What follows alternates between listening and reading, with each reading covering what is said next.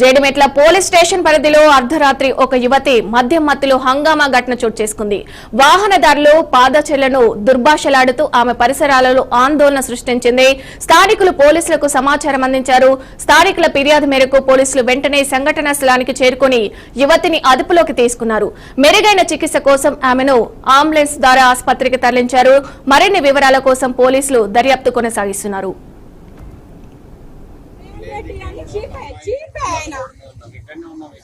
అక్కడ మన ఇది ఏంటి అడవి కొనుక్కుంటే ప్రభాస్ కేసీఆర్ అట్లా వదలా నేనున్నా అని చెప్పాడు. కేసీఆర్ జగన్ ఆంధ్రలో మంచోడు, నాకు కేసీఆర్ కావాలి. ఒక్కడే అయిపోయింది టైం, నెల అయిపోయింది. ఒక నెలలో కేసీఆర్ అయిపోయింది.